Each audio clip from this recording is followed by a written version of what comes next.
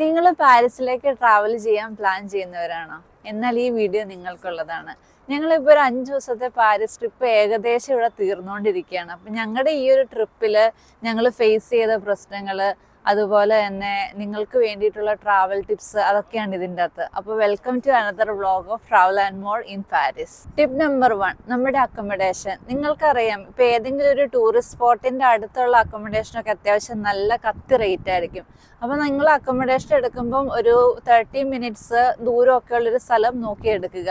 പക്ഷെ നിങ്ങൾ അക്കോമഡേഷൻ എടുക്കുമ്പോൾ ശ്രദ്ധിക്കേണ്ടത് പബ്ലിക് ട്രാൻസ്പോർട്ടേഷൻ ഉള്ള സ്ഥലമായിരിക്കണം. അതായത് ഒരു 5-10 മിനിറ്റ്സിനുള്ളിൽ നമുക്ക് പബ്ലിക് ട്രാൻസ്പോർട്ടേഷൻ അക്സസബിൾ ആയിട്ടുള്ളത്. പബ്ലിക് ട്രാൻസ്പോർട്ടേഷൻ എന്ന് പറയുന്നത് പാരീസിലുള്ളത് ട്രാം ഉണ്ട്, മെട്രോ ഉണ്ട്, ബസ് ഉണ്ട്, ട്രെയിൻ ഉണ്ട്. അതുപോലെ തന്നെ ഇനിയിപ്പോൾ കാറാണ്, ടാക്സിയാണ്. ഇവിടുത്തെ ടാക്സിക്ക് പറയുന്നത് ബോൾട്ട് എന്നാണ്. ഈ വക ട്രാൻസ്പോർട്ടേഷനൊക്കെയാണുള്ളത്. അപ്പം ഇത് അക്സസബിൾ ആയിട്ടുള്ള ഒരു ഹോട്ടൽ അക്കോമഡേഷൻ എടുക്കണം. അതുപോലെ തന്നെ ഇമ്പോർട്ടൻ്റ് തിങ് ആയിട്ടുള്ളത്, നിങ്ങൾ booking.com വഴിയൊക്കെയാണ് എടുക്കുന്നതെങ്കിൽ അതിൻ്റെ റിവ്യൂസ് ഒക്കെ നോക്കുക. അപ്പം ആളുകൾ, നേരത്തെ താമസിച്ച ആളുകൾ എത്രയൊക്കെയാണ് റിവ്യൂ പറയുന്നത്, അത് നോക്കിയിട്ടാണ് എടുക്കാവുള്ളൂ. ടിപ്പ് നമ്പർ 2, അടുത്തതായിട്ട് പബ്ലിക് ട്രാൻസ്പോർട്ടേഷൻ ആണ് യൂസ് ചെയ്യുന്നതെങ്കിൽ നമുക്കിവിടെ ട്രാവൽ ചെയ്യാനായിട്ട് ഒരു കാർഡ് വേണം. ഇത് ഒന്നില്ലെങ്കിലും നമുക്ക് 2 ഡേ പാസ് കിട്ടും, 1 ഡേ പാസ് കിട്ടും, വീക്കിലി പാസ് കിട്ടും, അല്ലെങ്കിൽ സിംഗിൾ ജേർണി പാസ് കിട്ടും.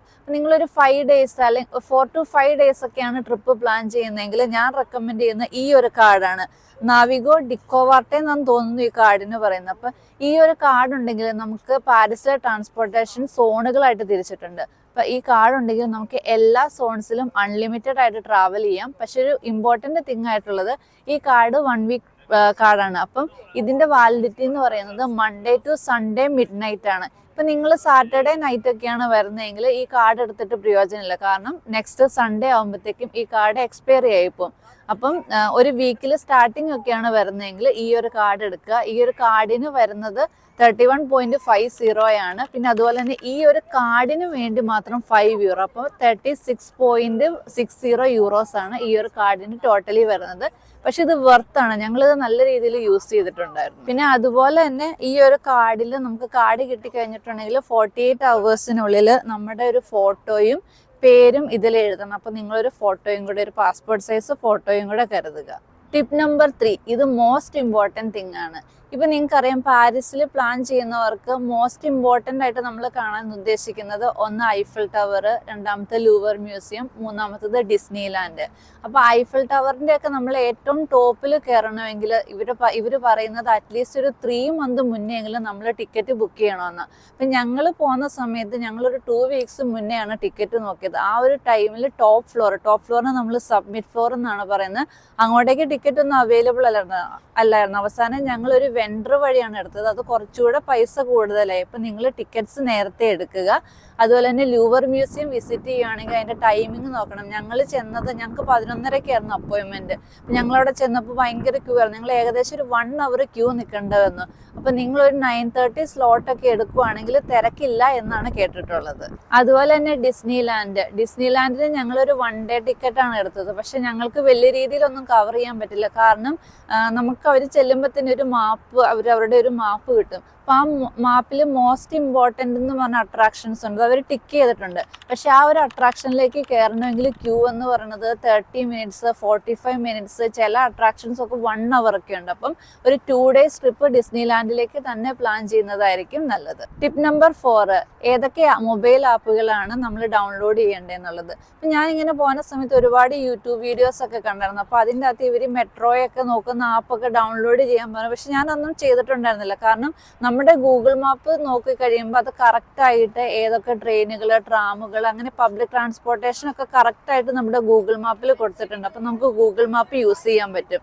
പിന്നെ ഞാൻ ആകെ ഡൗൺലോഡ് ചെയ്ത് ഡിസ്നി ലാൻഡിൻ്റെ ഒരു മൊബൈൽ ആപ്പുണ്ട്. അപ്പോൾ ആ ഒരു ആപ്പ് നമ്മളുണ്ടെങ്കിൽ നമുക്ക് അതിലുള്ള ഷോസ്, അട്രാക്ഷൻസ് ഒക്കെ അവർ ആപ്പിൽ നന്നായിട്ട് കാണിക്കും. അതുപോലെ തന്നെ ഇപ്പം ഏതെങ്കിലും അട്രാക്ഷൻസിൽ വെയിറ്റിംഗ് ടൈം ഒക്കെ ഉണ്ടെങ്കിൽ നമുക്കത് കറക്റ്റായിട്ട് മനസ്സിലാക്കി നമ്മുടെ ട്രിപ്പ് പ്ലാൻ ചെയ്യാനായിട്ട് സാധിക്കും. ടിപ്പ് നമ്പർ 5, പാരീസ് എന്ന് കേട്ടാൽ തന്നെ അറിയാമല്ലോ, സിറ്റി ഓഫ് ഫാഷൻ എന്നാണ് പറയുന്നത്. പക്ഷെ നമ്മൾ ഇങ്ങോട്ടേക്ക് വരുമ്പം നമുക്ക് കംഫർട്ടബിൾ ആയിട്ടുള്ള ഡ്രസ്സുകൾ, അതുപോലെ തന്നെ കംഫർട്ടബിൾ ആയിട്ടുള്ള ഷൂസ്, കാരണം ഇവിടെ ഒരുപാട് സ്ഥലങ്ങൾ നമുക്ക് നടന്ന് കാണാനായിട്ടുണ്ട്. അപ്പം നമ്മൾ കംഫർട്ടബിൾ ഷൂ ഇല്ലെങ്കിൽ കാലിനൊക്കെ നല്ല വേദനയായിരിക്കും. അതുപോലെ തന്നെ ഇവിടുത്തെ വെതറുകളെ നിങ്ങൾക്ക് അറിയാലോ, യൂറോപ്യൻ വെതർ എന്ന് പറഞ്ഞാൽ ഓരോ 5 മിനിറ്റിലും വെതർ മാറിക്കൊണ്ടിരിക്കുകയായിരിക്കും. അപ്പൊ നിങ്ങൾ വരുന്ന സീസൺ, അതുപോലെ തന്നെ ഇവിടുത്തെ വെതർ, അതെല്ലാം നോക്കി കംഫർട്ടബിൾ ഡ്രസ്സും ഷൂസും എല്ലാം കരുതുക. ടിപ്പ് നമ്പർ 6, പാരീസിൽ വരുമ്പോൾ എന്താണെങ്കിലും നമ്മൾ ഇവിടുത്തെ പാരീസ് ഒതന്റിക് സ്റ്റൈലുള്ള ഫുഡ് ട്രൈ ചെയ്യുമല്ലോ. അപ്പൊ മെയിൻ ആയിട്ട് നമ്മൾ ടൂറിസ്റ്റ് സ്പോട്ടിന്റെ അടുത്തുള്ള റെസ്റ്റോറൻറ്റ്സ് ഒക്കെ അവോയ്ഡ് ചെയ്യുക, കാരണം അതൊക്കെ കുറച്ചുകൂടെ കോസ്റ്റ്ലി ആയിരിക്കും. അതുപോലെ തന്നെ നമ്മൾ എവിടെയെങ്കിലും പോവുകയാണെങ്കിൽ നമ്മുടെ ആവശ്യത്തിനുള്ള വെള്ളം, സ്നാക്സ് ഇതൊക്കെ കരുതുക. കാരണം ഇപ്പോൾ ഐഫിൾ ടവറിലൊക്കെ ഞങ്ങൾ പോയപ്പോൾ നോക്കിയായിരുന്നു, ഒരു 500 ml ബോട്ടിൽസിന് വരെ 4 യൂറോസ് ഒക്കെയാണ് അവർ പറയുന്നത്. അപ്പൊ ഞങ്ങൾ എല്ലാ ദിവസവും ഇതുപോലെ തന്നെ റൂമിൽ നിന്ന് കറങ്ങാൻ ഇറങ്ങുമ്പോൾ ഞങ്ങളുടെ അടുത്ത് Carrefour City, U Express എന്ന് പറഞ്ഞ ഷോപ്പുകളൊക്കെ ഉണ്ടായിരുന്നു. അപ്പൊ അവിടെ നിന്ന് ഞങ്ങൾ വെള്ളം, സ്നാക്സും ഒക്കെ കയ്യിൽ കരുതുമായിരുന്നു. അപ്പൊ അങ്ങനെ നിങ്ങൾക്ക് കുറച്ചുകൂടി മണി സേവ് ചെയ്യാനായിട്ട് സാധിക്കും. പിന്നെ ഐഫിൾ ടവറിന്റെ അവിടെയൊക്കെ നിങ്ങൾ കണ്ടിട്ടുണ്ടാവുമല്ലോ, ഒരുപാട് ഫോട്ടോസ് എല്ലാവരും എടുക്കുന്നത്. അപ്പൊ ഐഫിൾ ടവറിന്റെ അടുത്ത് തന്നെ ഒത്തിരി ആളുകളുണ്ട് ഫോട്ടോ എടുത്ത് തരാനായിട്ട്. അപ്പൊ അവര് ചെല്ലുമ്പോൾ നമ്മുടെ അടുത്ത് ഒരു ഫോട്ടോയ്ക്ക് 20 യൂറോയൊക്കെ ആയിരിക്കും പറയുന്നത്. അപ്പൊ നമ്മൾ അവരോട് ബാർഗെയിൻ ചെയ്യുക. അതുപോലെ തന്നെ ഫ്രിഡ്ജ് മാഗ്നറ്റ് അങ്ങനെ എന്തെങ്കിലുമൊക്കെ ഉണ്ടെങ്കിൽ നമ്മൾ ബാർഗെയിൻ ചെയ്ത് മേടിക്കുക. ബാർഗെയിൻ ചെയ്യാൻ മറക്കരുത്. ടിപ്പ് നമ്പർ 7, എല്ലാ സിറ്റീസിനെ പോലെ തന്നെ പാരീസിലും പിക്ക് പോക്കറ്റിംഗ് ഒക്കെ ഉണ്ട്. ഞാൻ വന്ന സമയത്ത് ഒരുപാട് വീഡിയോസ് ഒക്കെ കണ്ടത് മെട്രോയിൽ നിന്നൊക്കെ ഫോണ്, ബാഗ് ഒക്കെ തട്ടിപ്പറിച്ചുകൊണ്ട് ഓടുന്നതായിട്ട് ഒരുപാട് വീഡിയോസ് ഞാൻ കണ്ടിട്ടുണ്ട്. അപ്പൊ അത് നിങ്ങൾ ഒന്നുകൂടെ സൂക്ഷിക്കുക.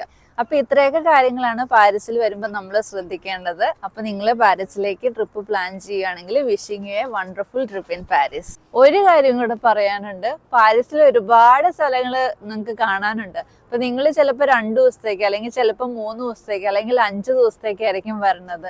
അപ്പൊ നിങ്ങൾക്ക് ഒരുപാട് സ്ഥലങ്ങളൊന്നും കവർ ചെയ്യാൻ പറ്റത്തില്ല.